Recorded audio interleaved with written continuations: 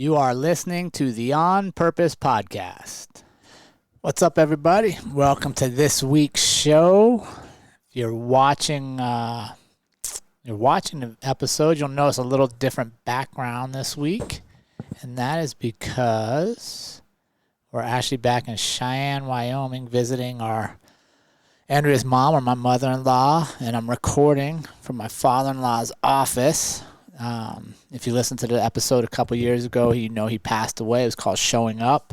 And that was one of the lessons he taught us in life, is just keep showing up, man. Show up for people, show up for what you're supposed to be doing. And you never know the impact you're going to make or the legacy you'll leave. So it's going to be kind of quite an honor for me for the next, I think, 3 or 4 episodes we'll be recording from here. So if you look at this background, you're like, that doesn't look like the Airstream. You are absolutely right. We are conveniently located in a house right now with all the modern conveniences sometimes take for granted. But don't worry, we will be hitting the road again here soon and back in our Airstream studio. So I want to thank all of you for being part of this community and continuing to support us. I'm always blown away at the places I see around the country where listeners are coming in from, and the information we're sharing with each other, and the impact that our storytelling is having on their lives. And that's really our goal, is not to be the biggest podcast in the world, but to be the most impactful, the one that when people listen to, they find value and meaning and thoughts. You know, they look back and go, wait, does this apply to me? Can I use this in my life? How can I take these stories and make myself better, or make people around me better in the process? So I want to thank all of you for being part of the community for over 5 years now, and for just believing in us and giving us that place to show up each and every week in your life. So thank you so much. It's a humble place I hold in your life, and I'm so thankful for it. So this week I want to talk to you and share with you a story from a guest whose story is a testament to the power of embracing the unexpected turns of life. He's a former FBI special agent turned author and student of psychology. He's captured the attention of readers around the world with his groundbreaking book, The Opposite is True, where he challenges us to look at our imperfections not as obstacles, but as the very qualities that lead us to greatness. With a career that spanned the intensity of law enforcement to the introspection of writing, he brings a unique perspective on how adversity can shape our purpose. His insights into counterintuitive psychology have not only transformed his own life, but also promise to inspire change in all who listen. Welcome to this week's show. I hope you enjoyed the interview with our special guest, Efren Delgado. Efren, my newest friend, good morning and welcome to the On Purpose podcast. How are you today? Good, Jerrod. I'm glad we could make it happen. Oh, I love it. A little time zone hang up, man. That's good stuff. For your audience, it was all my fault. I switched it. So, well, my audience will know, Efren, that I firmly believe anything that happens in life is always our own fault as well. So it's true. There we go. There's no blame to be placed, man. It's just growth, and it's just meant to be, right? It's a little more difficult, so that showed us that, like, we're definitely supposed to be here. We're supposed to work through an obstacle. Yeah, and even if it's technically or officially not your fault, you should just make it your fault so you could accept 120% responsibility. Life would be better. Oh, I love it. Yeah, absolutely. That's kind of how we live life. I'm pulling up your stuff here. I'm excited to get you on. We got some good stuff to talk about with you. And one of the things that really drew me to you, Efren, as I saw your stuff coming across my feeds, is your thought process is the same as mine, and that is that the bad things and the good things that happen to us in life are equally important in shaping our future if we look at that, right? And we understand, like, okay, this is maybe a setback or something I didn't want to happen, but what is the lesson going to be here? How do I make this work for me instead of against me? Yeah, and I had a sentence that I put on the back of a business card, but I didn't think of it while I was writing the book. Otherwise, I would have thrown it in the book. But it's essentially adversity is the catalyst to purpose, action, and success. And I just think that it's so true. And to illustrate a lot of my counterintuitive points in the book, I use real stories of people who have been through hell, gone through it, and then accomplished amazing things in their lives, like Marcus Aurelius, Elon Musk, Abraham Lincoln. You could go on and on. Yeah. And the most amazing people in our human history went through hell, and they accomplished so much with that. But that was a choice. So, we could dive into I love that. it. But impressive. Yeah, and I'm excited to talk more about your book, The Opposite is True, but Efren, this is kind of like a workout show. This is a mental workout for our community, and I don't want you to just jump right into the heavy lifting without a warm-up. I can't have you getting injured first thing in the morning, my friend. So I love it. I got to get you warmed up. Are you ready for this? Yeah, let's do it. All right, here we go. Coffee or tea? Coffee for sure. What kind of coffee? I do bulletproof coffee, which is essentially coffee with coconut oil, Yep. real butter, Yep. a dash of cinnamon, 4 dashes of cayenne pepper, and when I'm being bad, which is pretty often, I'll throw on some honey. See, I love coffee, and I love hearing how people drink their coffee so I can steal their drinks. Well, when I'm really being bad, I also add some chocolate in there, so much for the health, but it wakes me up. Are you doing cacao, like good chocolates? No, I do the bad stuff. Oh, okay. Yes. I have some cacao that we throw in ours, and that makes me feel better.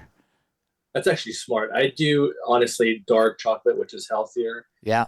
And I don't do it that often. And I switched from regular sugar when I was, going to be bad with sweetness to honey after reading, The Terminal List by Jack Carr. Yeah. Because the main character uses honey in his coffee. And I'm like, that makes so much sense. And honey's healthy. It's sugar, but it's healthy. It's natural. Yeah. So I started doing that, and it's fantastic. Awesome. All right. Favorite combined meal, brunch or dinner? Oh, that's a great question. Wow, this is a good question. Probably brunch, to be honest. Okay. When I was a kid, I wasn't a big fan of breakfast, and the older I get, the more I could eat breakfast for dinner now. Okay. So I'd have to go with brunch. All right. Sunrises or sunset? Sunsets.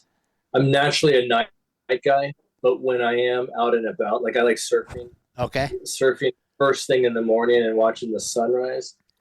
I've been writing, so I haven't had this experience in a while, but it's the greatest feeling. But more often, it's the sunsets, and I stop and admire those. Nice. Where's your mind take you when you stop and look at a sunset? Just I really believe in the practice of self-reflection. Mm-hmm. So whatever's going on in your life, it's easy to get distracted and tunnel vision about it. So I think the best way to gain perspective is mentally and physically distance. So if you think of like, the ISIS, the International Space Station, and how they look out of that window, it looks like out of the Death Star, but you could see Earth that way. Yeah. It suddenly puts everything in perspective when you could see our planet, our home, from a distance. So the same is true with anything in life. So when I have that downtime and I think about the things I'm focused on, for the week or for the month, and I try to take a step back and reflect on what the priorities are, the long-term goals, which are more important than the short-term goals. Yeah, I love it. Yeah, those sunrises and sunsets are just a great time to do that reflection work, right? And it's humbling. Yeah, it just shows you how small you really are. Right. And that's healthy. Yeah, I think so, man. Sometimes our egos just make us think we're the most important thing that's ever been on earth. And, man, we're here for such a small time. And we're so insignificant, honestly, to the overall picture of Earth.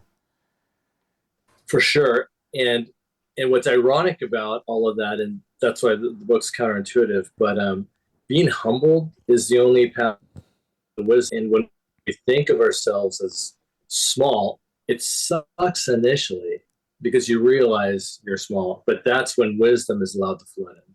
Yeah, don't you? What do you think about this, Efren? I think that when you realize you're small, yeah, I agree. It sucks at first when you're like, man, I really am not as important as I thought I was. And so you balance that ego piece, but then it's almost freeing. Yep.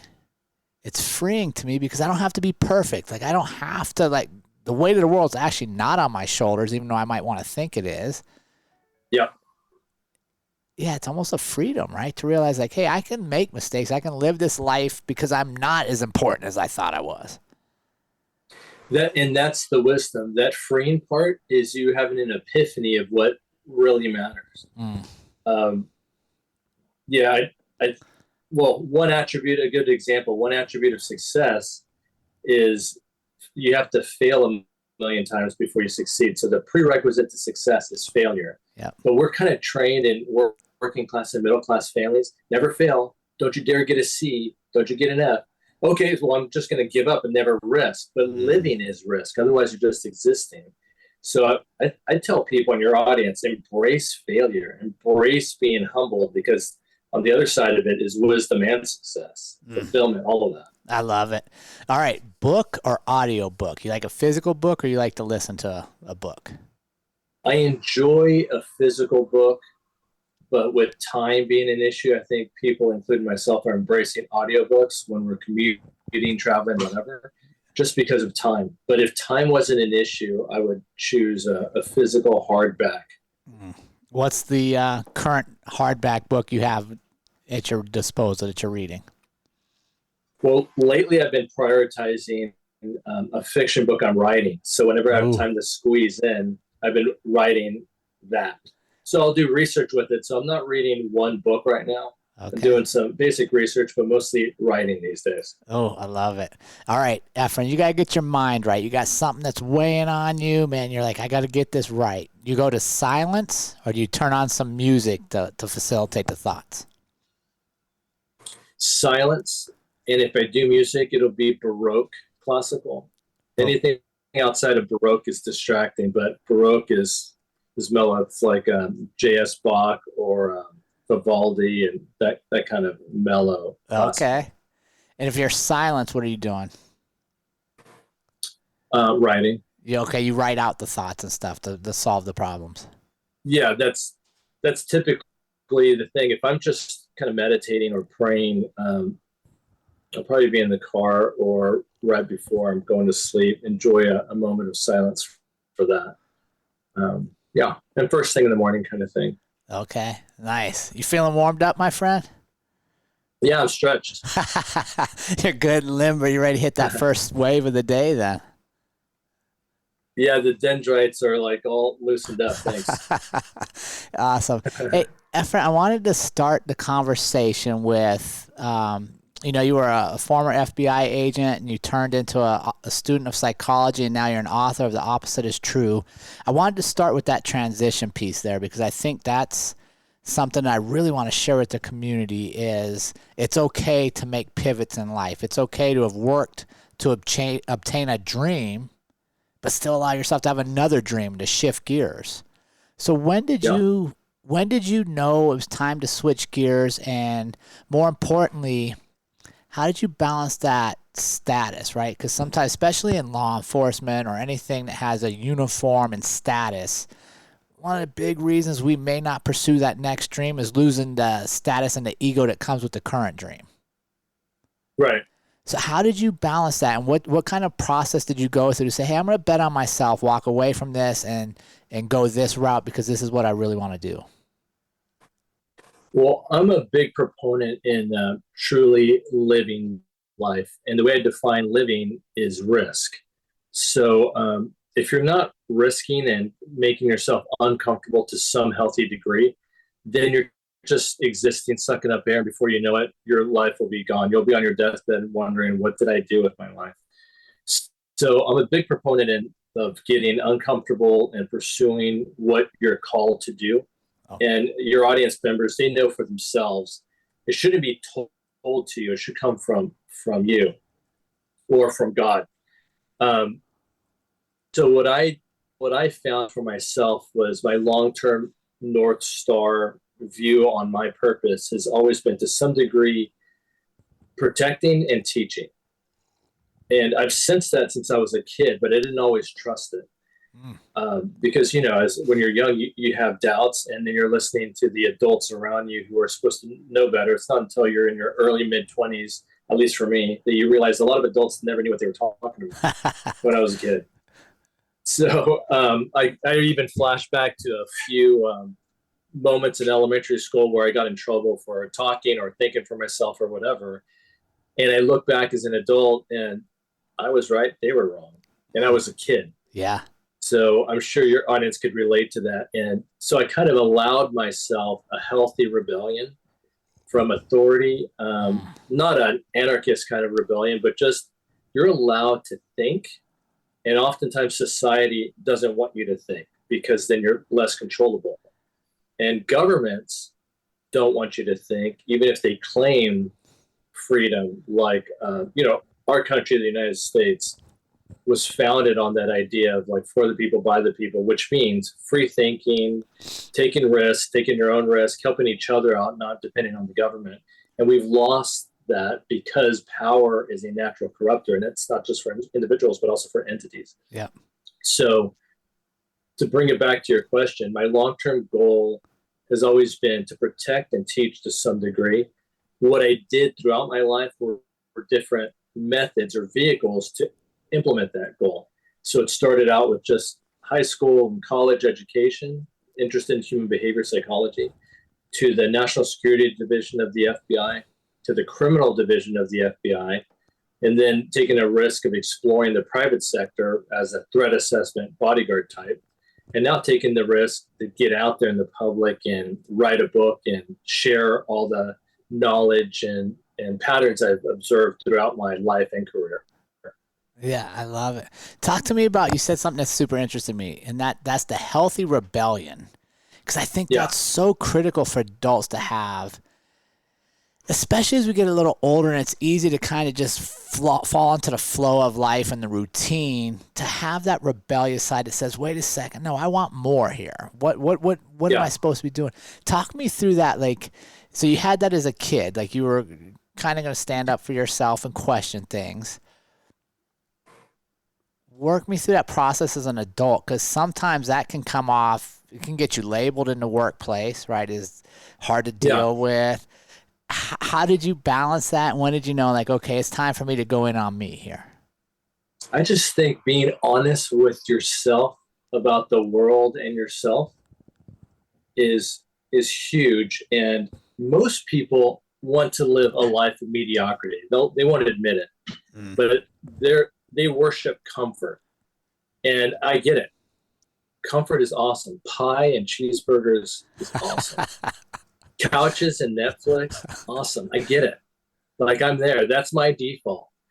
But the salmon swim upstream to lay eggs and then they die. Living is worth dying for. So anything with purpose or meaning or fulfillment requires effort, fighting gravity, fighting the norm, swimming upstream, all those uncomfortable things. So right now, your audience is like, well, that sounds like a pain in the ass. I'm not buying this. But fulfillment is on the other side. Meaning is on the other side. And you'll be on your deathbed chilling with your hands behind your back saying, that was awesome. As opposed to saying, I did what everybody told me. I went with the flow and I atrophied all my life. And now I'm on my deathbed. But whatever, like, that sucks. Yeah. You only live once. So I think that rebellious streak is simply thinking critically about things, questioning things. Don't rebel for the sake of rebellion, because that's ego. Yeah. Or that's following some cheesy movie character. But rebelling whenever you see something wrong. And I'll give you some, I think extreme examples are always a good way to understand things. So when people are trying to just get along for the sake of getting along, not ruffle any feathers, people often say, don't speak about religion or politics because it'll ruffle feathers. Well, that's the tyrants and the cultures and the people who want to control you who are preaching, don't talk about religion or politics. Those are two vital things about humanity, religion and politics, God and laws and who's in authority. So let's talk about those things. Yeah. So you're less controllable when you can think for yourself. And when you start thinking and talking about religion and politics or other important things, suddenly people will start to question and they're less controllable. So it helps you and it helps society. When you don't do that, you're very easily controllable. You'll be comfortable. But next thing you know, you'll be asked to kill a Jewish person because they're Jewish, or a black person because they're black, and you'll be in Nazi Germany kind of a scenario. And you're out of practice of that rebellion, or you're out of practice of questioning authority. So an example I give in my book, just to warm people up, is when it's 3 a.m, there's no traffic, and you're at a red light and you want to make a right, and the sign says no right on red, please make a right on red. You just practice. Yeah. So that one day when you have a gun to your head and say, kill this kid because he's part of so-and-so family or a religious organization, rebel, choose death over doing an evil, violent act, for example. Yeah, those are great examples, and I 100% agree that the less we practice critical thinking, the less we practice having hard discussions, or the less we practice listening to a viewpoint that maybe isn't our own, we lose skills. And I think that's one of the things you can see in our society today is we just don't know how to sit down and talk to somebody and agree to disagree, or say, you know what, here's what I thought. Tell me why you believe what you believe, and be open to actually learning from one another in a conversation instead of just defending our position all the time. Yeah, that brings up another good point. When people double down on comfort, they're really susceptible to being manipulated. Mm-hmm. And groupthink is extremely comfortable. When the group thinks a certain way, even if they're wrong, they're arm in arm in denial with each other and making each other feel good. But it's like a cesspool. Like one example would be like the KKK, just this violent hate group. But I break that down a little bit in the book. But that hate is taught, and it's also like a scapegoat for self-hatred. And a lot of these groups that we see on modern television and news, they're just in this rancid denial with each other, blaming things that have nothing to do with the problems in our world, just so that they feel good with themselves. So what's ironic is when you start to give them nuggets of truth, cognitive dissonance, it's like a cattle prod in your side. Yep. And they literally hate you for making them think about the reality, and which goes against their emotional delusion. So a lot of those people, the red flags or the indicators is they're very miserable, so they're very loud. It's like a chihuahua barking at the doorbell. The denial is so important to them that they're loud and they're shouting on rooftops all this chaos, blue hair and all just the chaos, and they're hiding, they're peacocking so that you don't notice all their frailty and fear that they have buried inside. So they're pretty much like drug addicts with the groupthink and the dopamine of belonging, but they don't understand that the truth is against them, and that's the cognitive dissonance. So they literally attack truth. Plato said truth, people, what is it? No one is hated more than he who speaks the truth. And I love that. It's because of comfort versus reality. What about this, Efren? What about that there can be more than one truth to the same situation, right? Like, so you and I experience the same exact situation, but we're naturally going to perceive it a little differently. We're going to take the input in. It's going to be based off our experiences, our emotions at the time, our headspace. So that it could be one thing, but it could be two different versions of the truth, and neither of us are wrong. Right. Well, part of truth is context. Yeah. And so first of all, accepting that reality exists whether we like it or not. And it exists whether we perceive it or not. So reality is reality. Once we accept that fact, like I think people say, if a tree falls in a forest, does it make noise? And the question itself is so arrogant because the same molecules are colliding whether you're there or not. You don't have to perceive it for things to be happening in the world. Right. It's just an egocentric question, but it's a very revealing question about how humans think, how we all think. We think from our fishbowl. We're literally like a helmet. We have a fishbowl, but there's a whole ocean out there. It's really hard for us, myself included. This is a human thing, to look past our fishbowl, to crack it, to jump out of it. So perspective is the answer to your question. Everybody has different perspectives, but that's part of the reality. Knowing that everybody's experience is a little bit different doesn't change what the real reality is. It doesn't change that that tree fell in the forest. It just changes our perspective. But accepting that other people have different perspectives is part of the truth, part of reality. Digesting it and analyzing it, you incorporate context, and you could have a conversation about, well, you were born here and I was born there, and you speak that and I speak this, but now let's come together to help each other understand our perceptions of what that reality is that we're still discovering. Yeah, I love it. And I love that analogy about the tree and the forest, because I think that parallels kind of into the next question I want to talk to you about. Because say that tree that falls in the forest is just your dreams, right? If my dream falls in the forest and I never pursue it, does anybody hear it? Does anybody know that I had this dream, right? Because I'm not sharing it with the world. I'm not leaning into it. So when did you lean into like, okay, I'm going to write this first book. I'm going to take a risk and put this out there because I believe it's important to share with the world. And it's a dream I had. Now I'm going to follow all the way through on it. When did you make that decision? Well, I think it's part of protecting people and teaching. Like my natural calling is protection, service, teaching. And when you decide to protect, you've done police work, so you could be helping people, and those same people will spit in your face. So if it's about you, you're not going to accomplish anything, and you will be disappointed. But if it's about other people, it doesn't matter if you get a thank you or if you're attacked, because what you're doing is serving others. And that's ironically the path to fulfillment, which a symptom of fulfillment is you stumble upon happiness. If you seek happiness, it'll be like chasing the wind. You're never going to find it because that's a selfish ambition. Right. Right now, all your audience is squirming in their chairs and thinking about that because we all want to be happy.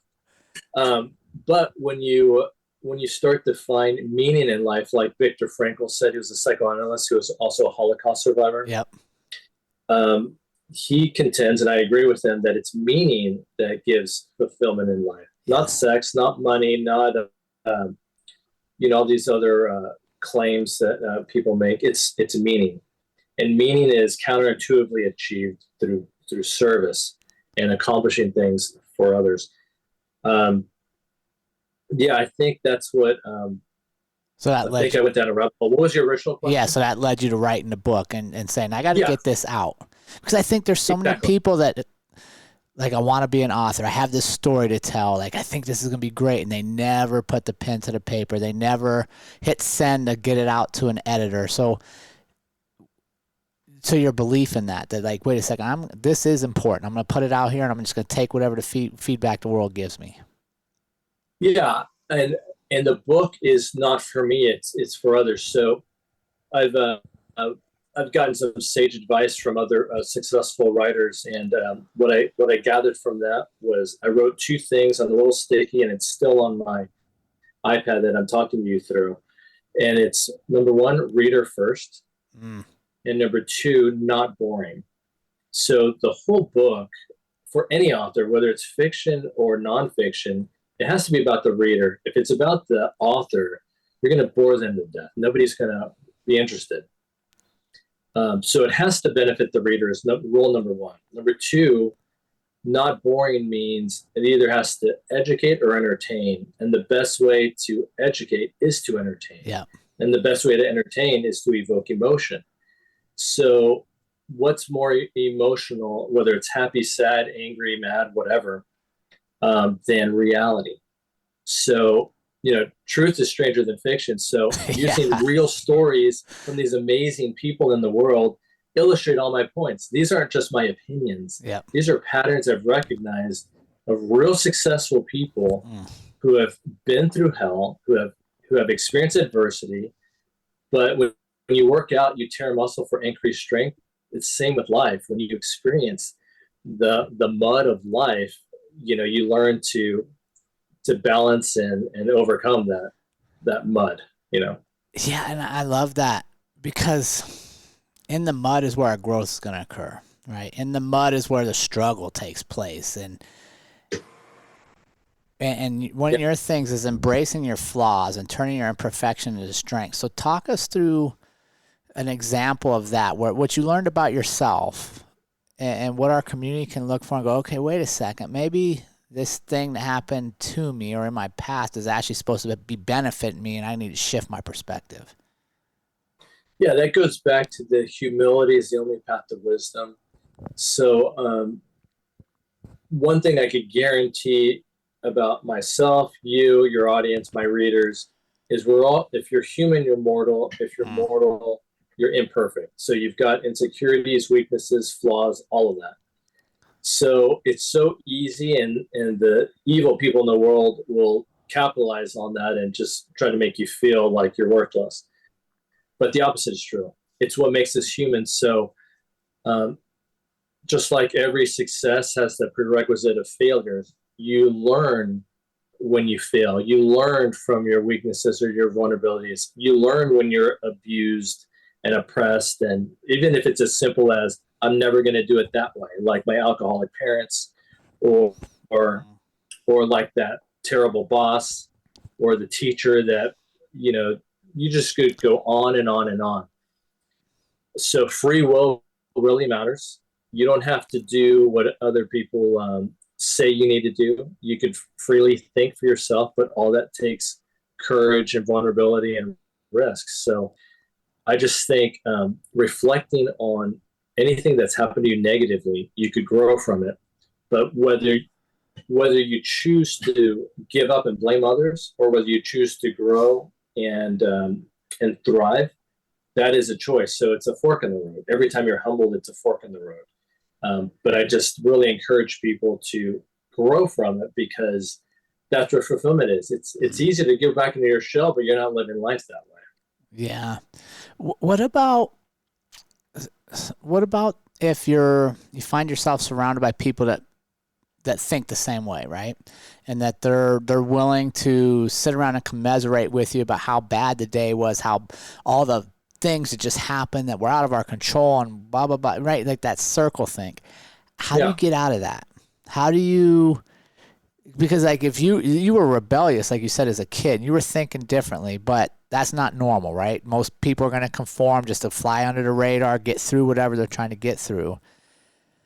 So if you find Yeah. yourself being that salmon that's swimming upstream, but everybody else is going the other way, how do you work through remembering what you're doing is for you, and that there's a benefit to this? I just think always keep in mind what your North Star is, what your long term life goal is, and chop those long term goals and aspirations into small goals. So I think it was Abraham Lincoln who said, this was a time, I wrote about this. This was a time when slavery ended, and it was now Reconstruction. You're rebuilding the country. Yeah. And he was like, how the hell am I going to do this? We were just in civil war, still some people in the war. And how am I going to bring the country back together? And so what he decided was, I'm going to copy what the sailors do on the river, which is when it's really foggy and murky. What they do is they see as far as they can to the next point, and they only sail to that point. And then when they reach that point, they see as far as they can, and then they only sail to the next point. So he called it sailing point to point. Yeah. So it's essentially the serenity prayer: control what you can and let go of the rest, and have the wisdom to know the difference, kind of Right. thing. So association osmosis is how I termed the fact that everybody understands the people you hang out with are going to rub off on you whether you like it or not. Yeah. So you might as well be tactical about that and start to put boundaries with the negative people, the people who will only pull you off of your path, and start to embrace and seek out the positive people who will help you on your path. And so that's what I've done, is tactically try to put up limitations and boundaries with the negative people. Sometimes they're family, so it's not easy.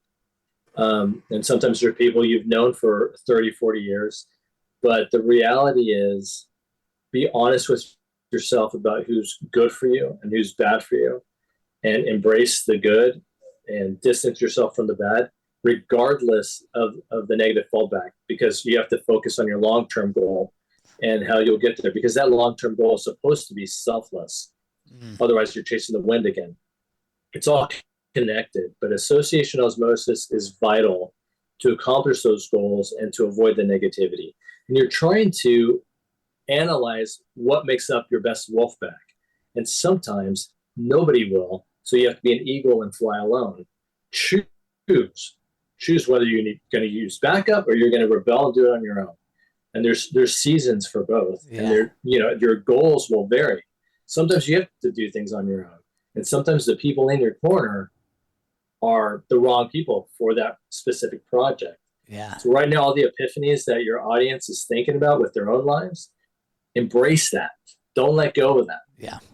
They're thinking of the people who are good and bad for them. And they don't have to fight those people that are bad for them. Just limit it, at least in your internal monologue at the very least. Yeah, I call it circle of five is what I kind of, right? That's kind of the analogy. You assume the skill, you assume the characteristics of the circle of five, the five people you spend the most time I've heard with. That. And there's different layers, right? Like if I'm working on this project and I need expert authors and researchers, well, this circle of five can be different than my leisure circle of five, but they're all interacting at some point, right? You're all, like you said, right. Osmosis. I'm bringing a little bit of everybody. And boundaries are so critical. It's goal specific. Yeah, it is. And I like how you said tactically, right? Like I'm not just letting people happen chance be in my circle of five if they're not serving a purpose, if they're not helping me feel better, if they're not giving me input, if they're not honest, if I let myself down. And I think that's a place we can all get a little better is like, are we really managing this? Or are we just letting people in our life, if they just happen to show up and there's no accountability to how they perform in our lives? The path of least resistance is just to comply and try to people please. But that's not, rarely is the path of least resistance the correct path. Yeah. It doesn't mean you want to be smart over working hard, work smart over working hard. And I'm also not saying that comfort and relaxation is bad. It's just you don't want that to be your norm. But part of being tactical is accomplishing your goals and allowing yourself seasons of rest. So It's okay to relax with some television. It's okay to relax with some carbs. You don't have to be perfect. Right. Embrace your imperfection. But part of your imperfection is realizing you need rest. So forgiving yourself, forgiving others, watching TV with some pie, do the things that you need to recover and to have your cheat day from working out or from healthy diet, whatever, and live life a little bit, taste the wine, not just drink the water. But it's all about balance and being tactical. So emotion and logic don't mix. So make sure with every decision you think before you execute the fuel of emotion to execute that decision. Yeah, take me back a little bit. You've referenced your North Star a few different times in the conversation today. So you've been very clear on this is the direction my life's going, and the things I do need to be pushing me in that direction, or I shouldn't be doing them. Right. What would you say to somebody that's listening today? It's like, man, I've just lost sight of my North Star. I can't remember what it is. What ideas would you have for them to find that again, or to get back on the track if maybe they've drifted off path? I think it's very important to be have grace for yourself and others. And I did an interview yesterday, and they asked me, "What's the best advice you've ever gotten?" And I think that works here. Whereas every minute that passes is another chance to turn it all around. Mm-hmm. If you're 80 years in life have been in the wrong direction, so you've got this heavy barge that's really hard to turn, you're still allowed to turn it regardless of what society, your parents, your spouse, your kids, what anybody says.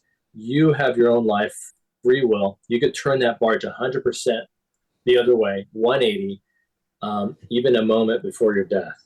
you're allowed to do that. That's one of the most beautiful things about being a mortal, flawed human being is you can change your mind.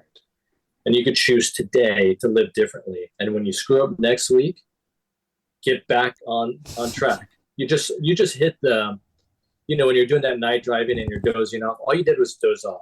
And then that shoulder made that loud, rubbing, uncomfortable noise up. You just slap yourself in the face and keep going. Yeah. Straighten the wheel, and go towards your North Star. And I think people have the most difficulty with that because of guilt and conscience. You don't have to reject guilt and conscience. Just use it as a tool to get you back on track. You don't have to punish yourself. You don't have to cut yourself. You don't have to flagellate yourself. Right. Just smile, force it, physically force a smile and say, this is life, and go for it again. Yeah, that grace is a huge thing, right? Like, give yourself grace for the imperfections, the wrong turns you've made, the hiccups along the way. And when you start giving yourself grace, you'll naturally probably give others grace, right? And yeah, and that's sophisticated empathy. I call it sophisticated empathy or advanced empathy because empathy itself is kind of like associated with being sympathetic. Yeah, but totally different. But it's different. I'm telling people in the book to be deliberate about empathy so you can understand others. Mm-hmm. So the way to understand others is to first understand yourself and your own issues, the positive and the negative. Yeah. And then you could better put yourself in another person's shoes, good guy or bad guy. You could understand them better because the villain in every story has a sob story in their background. That's what makes them a villain. Yeah. And the hero of every story has a sob story in their background. That's what makes them a hero. And what is the difference? Choice. One chose to screw the world, blame, F this, F that, the world's against me, I'm going to take it out, my revenge. And the protagonist takes the less easy path of service, humility, giving, grace, all that stuff. And that's what makes them the hero. It's the more difficult journey. So what does that tell you? Anybody who does the less difficult journey, the more difficult journey is going up grain. That's what makes them heroic. They're climbing the mountain. Yeah. The bad guy is trying to take everybody down with them. They're going to the school and shooting it up because the prom person said no to them. So those are the villains, regardless of their sob story. So it's choice. And chihuahuas bark at the doorbell out of weakness, not because they're brave and strong. That's what bullies, criminals, tyrants are. That's what villains are, weak. So your audience, the good guys, my reader, they're stronger than the bad guys. So I'm telling them to remember that. Next time they're attacked, bullied, kidnapped, whatever the degree of the evil that they face, you are stronger than them for the mere fact that you're not the bad guy. What are some practical steps you'd say to our community out here to apply the principles from The Opposite is True in their daily lives? Here's a couple. One off the bat, when you see extreme behaviors that are aggressive and loud, but the context doesn't seem to fit, those people are acting selfishly, egocentrically, and out of a place of weakness, not strength. So take it less personally and know you're stronger than they are. You could kind of predict who the good guys and bad guys who belong in your wolf pack are by seeing those behaviors. The kindest, most humble people are also the most competent. They've earned your trust, so give it to them. And the least competent, the least beneficial people, the most carcinogenic people in your life, don't feel guilty about putting that boundary up, even if it's a family member. Yeah. Because they're not good for you. So use the association osmosis mindset to strategize who you spend your time with. So that's a way. And recognize those indicators and be honest with yourself about it. Be objective. Yeah. So that you could plan better. That's being tactical. The second thing kind of blends with it is emotion and logic are like oil and water. They never mix. I devote like 3 chapters to this phenomenon because it's so important. So when there's rain clouds and it's storming with all this emotion, nobody could see each other's points of view. So like a charged argument with a significant other is a great example people could relate to. Everybody's emotional, they're hurt and all that stuff. So you can't see each other's logical points of view as long as you're emoting. So as best as you can, calm so that the clouds can clear, the rain can clear, and the sun can come out so you could see the horizon clearly. And then you'll recognize, okay, maybe they had a good point. Maybe I was off there. I was emoting. So the same is true for business deals or battles. Whatever the context is, self-recognize when you're emoting versus when you're thinking. And every decision that's ever made, picking up a pencil or firing a gun, has to be fueled by emotion. So any decision you make, even intertwining your fingers right now, there's an emotional energy behind that. So that's how emotion works. We need it. But what the decision is has to be prefaced by thinking, by assessing, which should not involve emotion. Right. I get the metaphor of the tank. You might have heard this in my feed, but the emotion is the gun on the top of the tank. But if it's pointed in the wrong direction, you could create a lot of destruction for yourself or for society. So turning it in the right direction is the thinking part. And then you could do a lot of good with that powerful gun. Yeah. No, yeah, absolutely right. It's interesting too to take ownership of this. Right? And like you've been talking about, is like, if there's something in our world we're not happy with, we're like, wait, there's more out here. There's more I'm supposed to be doing. That's your responsibility to go inward and figure out what that is. Yeah. Yeah, it is. And it's hard to do that. So these answers are simple, but they're not easy. Right. But living a full life is not easy. It's easier to go with join the stormtroopers. That's why a lot of good people who joined the National Socialist movement, the Nazis, complied to rules and they became evil. They turned into evil. Maybe they started out, I want to join the government, law enforcement, or intelligence agencies to protect my country. They started out noble. Yeah. But noble people can be corrupted, particularly with power. Power is a natural corruptor, whether it's good looks, money, a gun, a badge, whatever, if you don't insert one ingredient, and that ingredient is humility. It's the only antidote to corruption, being humble. Yeah, and like you said, like, just listening to that example, going back what you said earlier, people that joined that party got swept up in the emotion, right? It was a very emotional time. Everything fed off the emotion of fear, a lot of it. And they weren't thinking logically, because I have to say a lot of humans would logically go, wait a second, this is not right. Right. But because they didn't step back into a logical frame of mind for decision making, they just rode the wave of emotion. And because now everybody's doing it, I should be doing it too. And you look at the destruction that causes. There are a lot of heroes in the world that have gone against the grain, and they've been imprisoned, tortured, assassinated because of the rebellion. But you think they regret any of it? Hell no.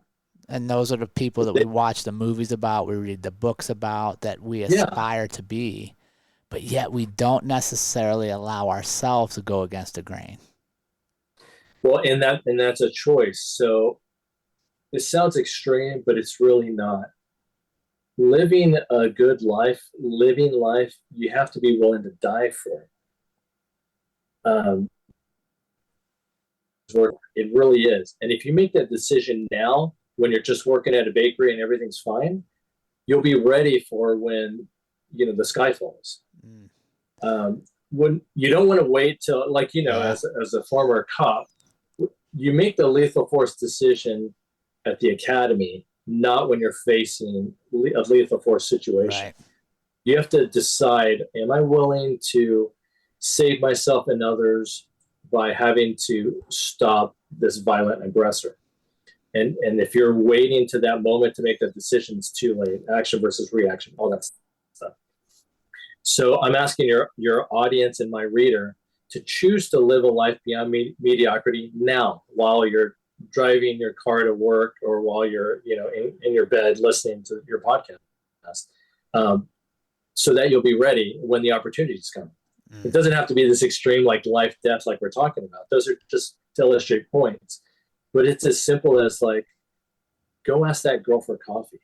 Carpe diem. What's the worst? Yeah. What's going to happen? Write the book. Yeah. Take the job interview and be willing to screw it up. Screw it. Yeah. Carpe diem. Learn from it. It's a win-win.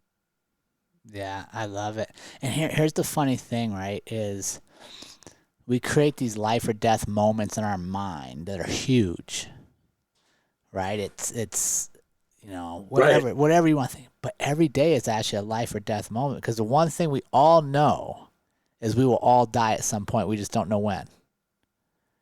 Right. So every day and if you don't know that, by the way, you're the villain. Right. Every day we choose not to live, not to do the things that get us excited, to get our heart racing, to fill us with love and joy and fulfillment, which leads to happiness. Every day we choose not to do that, or to say tomorrow. Right.